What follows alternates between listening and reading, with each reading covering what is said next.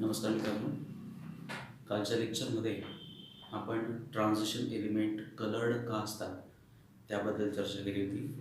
आज आपण बघतोय ट्रान्झिशन एलिमेंट्सच्या मॅग्नेटिक प्रॉपर्टी.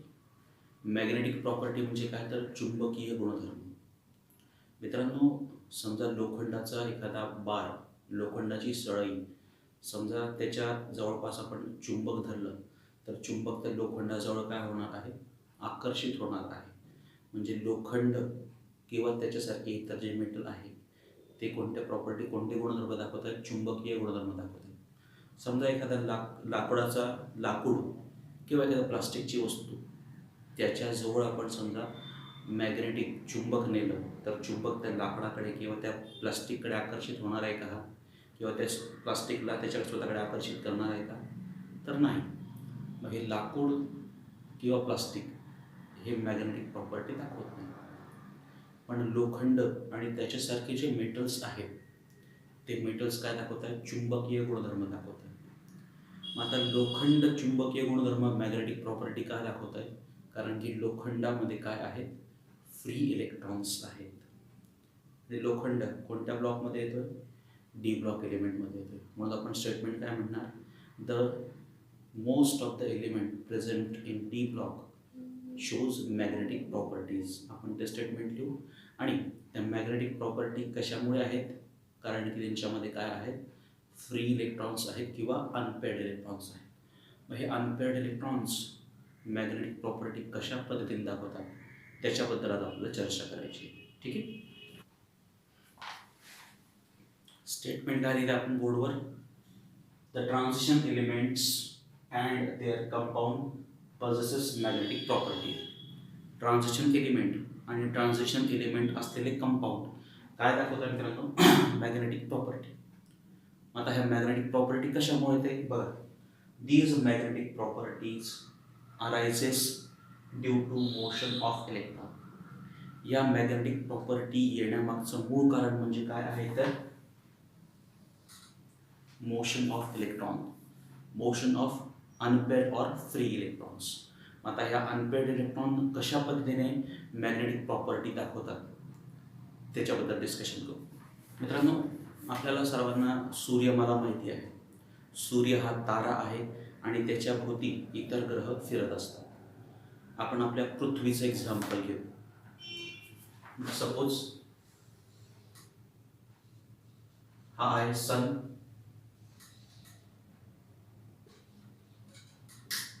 आणि ही आहे अर्थ, बरोबर. आता ही जी पृथ्वी आहे, ही पृथ्वी सपोज हा त्याचा काय आहे, ॲक्सिस आहे. ही पृथ्वी काय करते, सपोज ही पृथ्वी आहे, ठीक आहे, आणि हा सन आहे. ही पृथ्वी काय करते, स्वतःच्या ॲक्सिस भोवती सुद्धा फिरते. स्वतःच्या ॲक्सिस भोवती फिरण्यासाठी तिला किती वेळ लागतो, 24 तास लागतो, बरोबर. आणि स्वतःच्या ॲक्सिस भोवती फिरता फिरताच ती कोणाभोवती फिरत असते, तर सूर्याभोवती फिरत असते. सूर्याभोवती एक प्रदक्षिणा पूर्ण करण्यासाठी पृथ्वीला किती दिवस लागतात, 365 दिवस. म्हणजे 365 दिवसानंतर एक वर्ष पूर्ण होतं, ज्यावेळेस पृथ्वी सूर्याची एक प्रदक्षिणा पूर्ण करते. आणि स्वतःभोवती फिरण्यासाठी पृथ्वीला किती वेळ लागतोय, तर 24 तास लागतात. 24 तासामध्ये स्वतःभोवती एक ती प्रदक्षिणा पूर्ण करते आणि एक दिवस पूर्ण होतो. मित्रांनो, ह्याच सूर्यमालेचा आधार घेऊन आपण इलेक्ट्रॉन मॅग्नेटिक प्रॉपर्टी कसा जनरेट करतो त्याच्याबद्दल डिस्कशन करणार आहोत, बरोबर. हा न्यूक्लियस, म्हणजेच आपण त्याला सूर्याची उपमा देऊ. हा न्यूक्लियस आहे आणि त्याच्या सभोवताली हे काय आहे, ऑर्बिटल्स आहेत, कक्षा आहेत. आणि या न्यूक्लियसच्या सभोवताली समजा हे असे फ्री इलेक्ट्रॉन्स आहेत. मग आता हे जे फ्री इलेक्ट्रॉन्स म्हणजे हे सगळे ग्रह, पृथ्वी, शुक्र, बुध, गुरु, what ever it may be, हे सगळे ग्रह काय करत असतात, स्वतःभोवती पण फिरतात आणि सूर्याभोवती पण फिरतात. मग आता हा न्यूक्लियस म्हणजे काय आहे, आपली सूर्य आहे. आणि हे इलेक्ट्रॉन्स म्हणजे काय, तर विविध प्रकारचे ग्रह आहेत. फॉर एक्झाम्पल ही आपली पृथ्वी. मग हा जो इलेक्ट्रॉन आहे, हा इलेक्ट्रॉन काय करणार आहे, हा इलेक्ट्रॉन स्वतःच्या ॲक्सिस भोवती पण फिरणार आहे.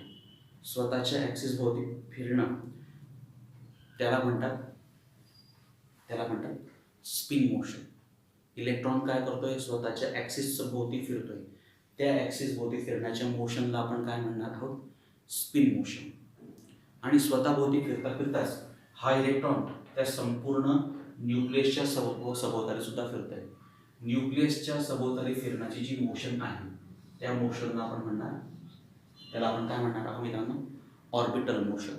परत लक्षात घ्या, हा इलेक्ट्रॉन स्वतःभोवती फिरतोय. स्वतःभोवती फिरण्याची जी मोशन आहे त्याला आपण काय म्हणणार, स्पिन मोशन. ज्याप्रमाणे पृथ्वी स्वतःभोवती फिरते आणि स्वतःभोवती फिरत असताना ती कोणाभोवती फिरते, तर सूर्याभोवती. सेम प्रोसेसमध्ये हा इलेक्ट्रॉन स्वतःभोवती फिरत असतानाच काय करतोय, तर त्या न्यूक्लियसच्या सभोवताली फिरतोय. न्यूक्लियसच्या सभोवताली फिरण्याची जी मोशन आहे त्या मोशनला काय म्हणणार आहोत आपण, spin motion.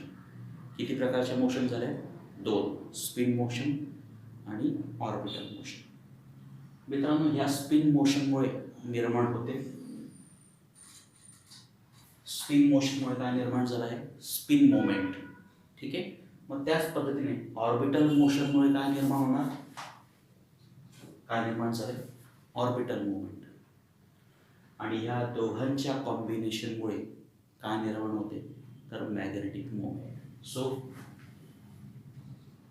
Spin moment plus orbital moment is equal to magnetic moment.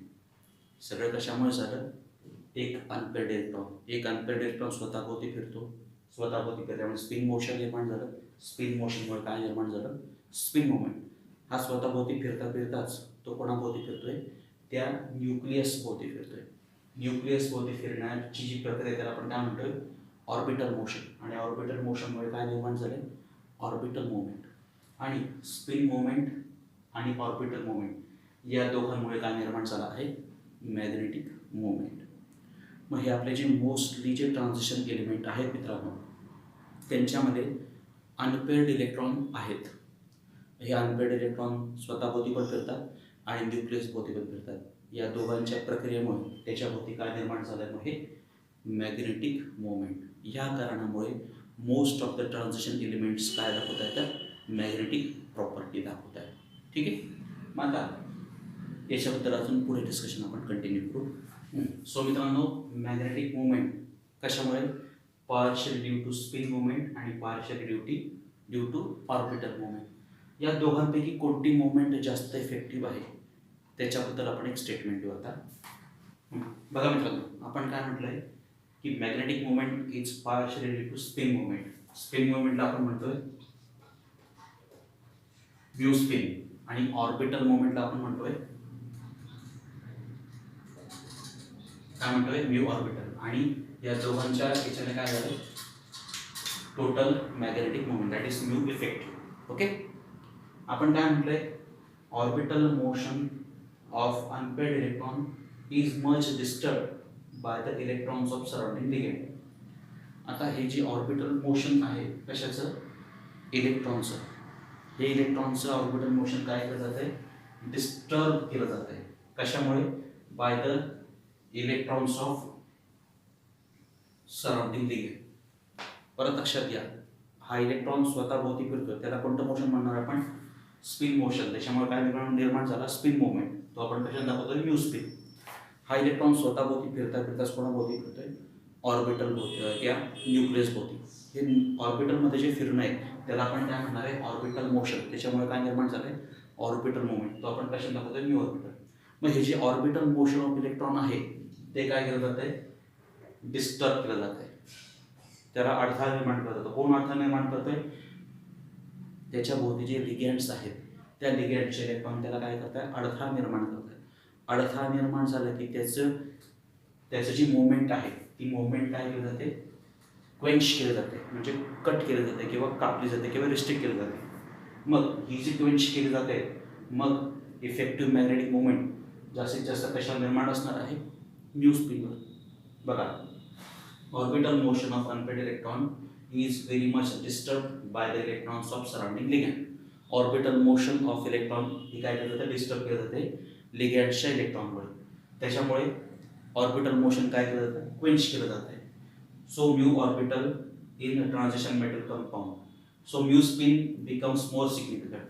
हे क्वेंच केल्या गेल्यामुळे कोण जास्त सिग्निफिकंट झालंय तर स्पिन मोशन. म्हणून आपण काय म्हटलंय, mu orbital motion is neglected. Mu orbital हे काय केलं जात आहे, निग्लेक्ट केलं जात आहे. म्हणून एखाद्या एलिमेंटची मॅग्नेटिक प्रॉपर्टी मोस्टली कशावर डिपेंड आहे तर स्पिन मोशन ऑफ इलेक्ट्रॉन. आता हे मॅग्नेटिक मोमेंट कॅल्क्युलेट करण्याचा कोणता फॉर्म्युला आहे तो आपण बघूया. मग मॅग्नेटिक मोमेंट जी आपण कशाने दाखवतोय, mu effective is near about to equal to काय, म्यू स्पिन. कारण आत्ताच सांगितलं की ऑर्बिटल मोशन जो आहे इलेक्ट्रॉन्सचा तो क्वेंच केला जातो. कशामुळे तर लिगॅंडचे जे सराउंडिंग इलेक्ट्रॉन आहे तो क्वेंच केला जातो, त्यामुळे तो आपण निग्लेक्ट करतो. फक्त आपण काय करणार आहे, mostly mu spin. So mu effective near about equal to mu spin, आणि त्याचा फॉर्म्युला काय आहे, square root of n into n+2. n म्हणजे नंबर ऑफ फ्री इलेक्ट्रॉन्स, बरोबर. आता फॉर्म्युला तर समजला, पण त्याचं युनिट पण माहिती पाहिजे. मग मॅग्नेटिक मोमेंट मोजण्याचे युनिट आहे Bohr's magneton. So formula for calculation of magnetic moment is square root of n into n+2, where n is equal to number of free electron and unit is Bohr magneton, that is Bm. समजा मित्रांनो एक free electron असेल, एक free electron असेल तर n is equal to 1. मग formula काय ना,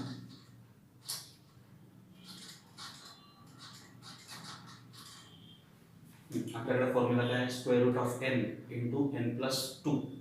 पण n इज इक्वल टू काय, एकच फ्री इलेक्ट्रॉन आहे म्हणून n च्या ठिकाणी आपण काय करणार, 1 ब्रॅकेटमध्ये 1+2 म्हणजे स्क्वेअर रूट ऑफ 3. त्याचं उत्तर येते बघा मित्रांनो, n म्हणजे काय सांगितलं आपण, नंबर ऑफ फ्री इलेक्ट्रॉन्स. समजा n इज इक्वल टू 2 म्हणजे 2 फ्री इलेक्ट्रॉन्स असतील तर n च्या ठिकाणी आपण काय करणार, 2. इथे पण n च्या ठिकाणी काय करणार, 2. 2 अधिक 2 4, 4 गुणिले 2 8, स्क्वेअर रूट ऑफ 8. त्याचं सोल्युशन काय, 2.83 बोर्स मॅग्नेटॉन.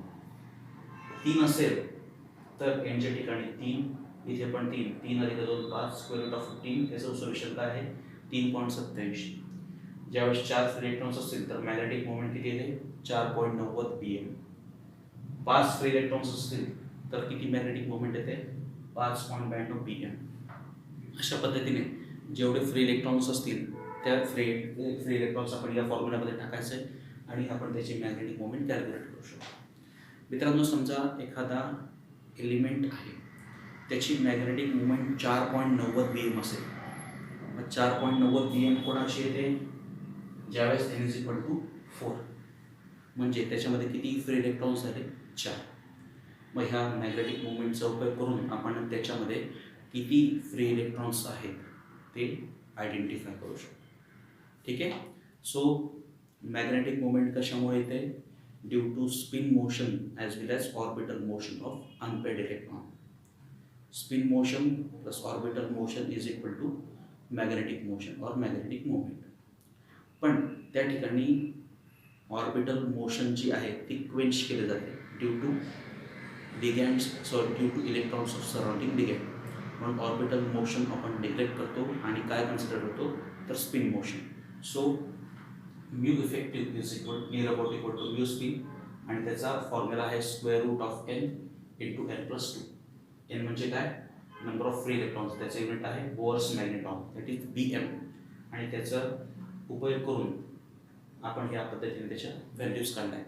या मॅग्नेटिक मोमेंटचा उपयोग कशासाठी मोस्टली केला जातो, to identify the number of free electrons. Okay. So friends, that's all for magnetic properties of transition element और डी ब्लॉक एलिमेंट.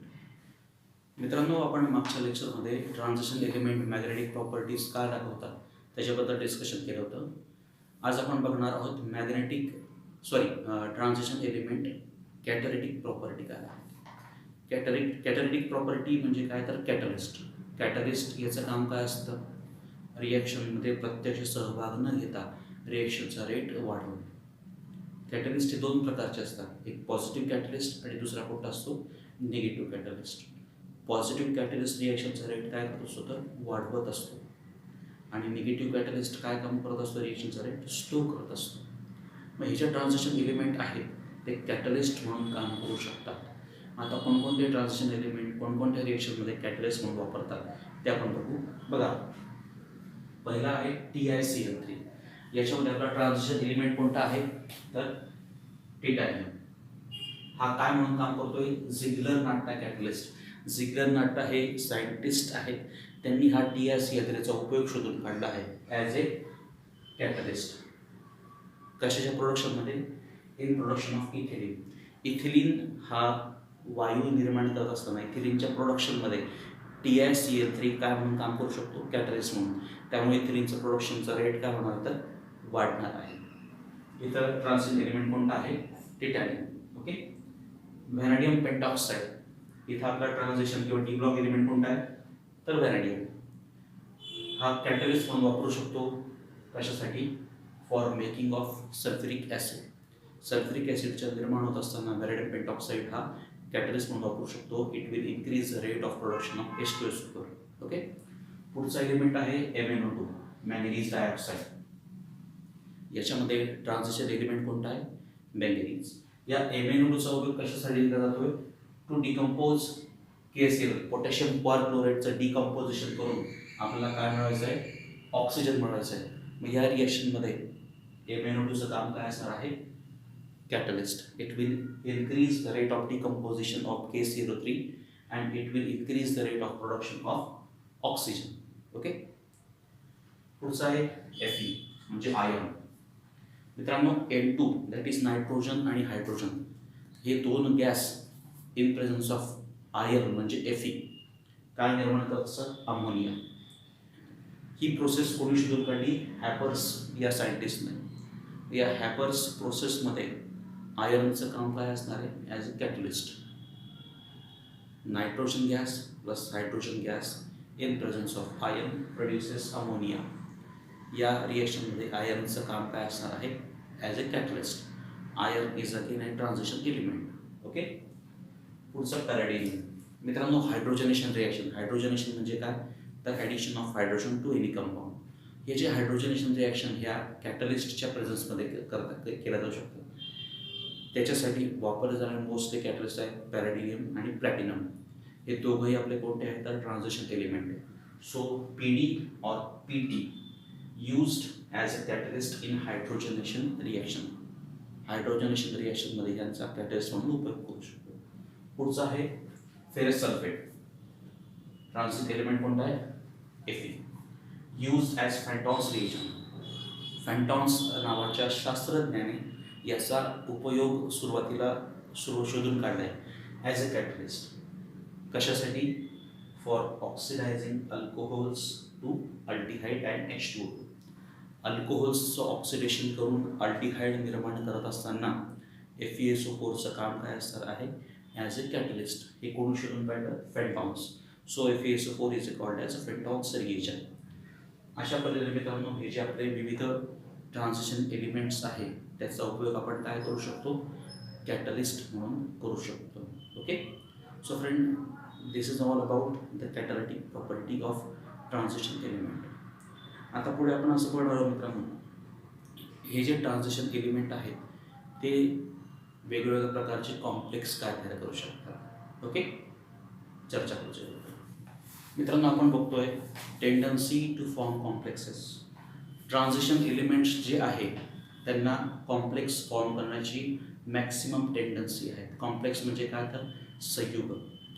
तर संयुग कोणाकोणामध्ये निर्माण होत असतात, एक मेटल आयन आणि दुसरा कोणता असतो, लिगँड. जो इलेक्ट्रॉन डोनेट करतो त्याला आपण काय म्हणत असतो, ligand.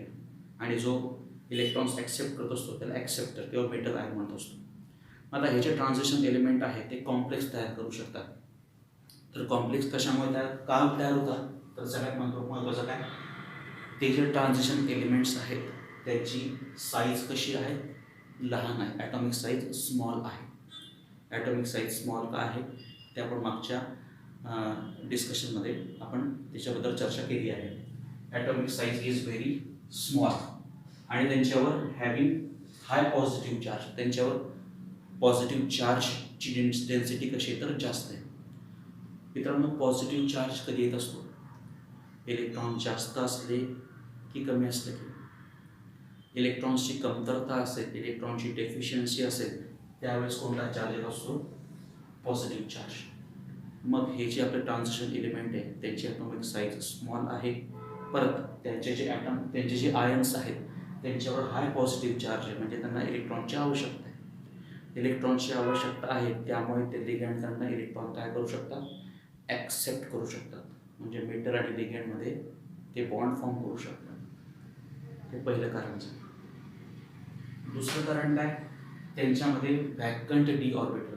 They have vacant orbitals of suitable energy. त्यांच्याकडे व्हॅकंट ऑर्बिटल्स आहेत having suitable energy. Vacant orbitals परत काय करू शकतात? लिगँड्स करून काय करू शकतात? तर इलेक्ट्रॉन ॲक्सेप्ट करू शकतात and they can form coordinate bond with the ligands. या दोन कारणांमुळे ट्रान्झिशन एलिमेंट्स काय करू शकतात? तर कॉम्प्लेक्स फॉर्म करू शकतात. परत एकदा रिपीट करतो. Transition elements have a peculiar tendency to form complexes due to they have small atomic size and high positively charged ions. Positive charge means they have electron deficiency, so they can easily accept the electrons from the ligand. Okay, as they are accepting the electrons from the ligand, they are forming coordinate bond with the ligands. Once the bond is formed, they are going to form complex. Second reason is that they have vacant orbitals of suitable energy. As they have vacant orbitals, again they can accept the electrons from the ligand. Once the electrons are accepted, coordinate bond between metal and ligand is formed and they can form the complex with the ligands. Okay, so due to these two reasons, transition metals have a tendency to form complexes. So that's all for this chapter. Thank you.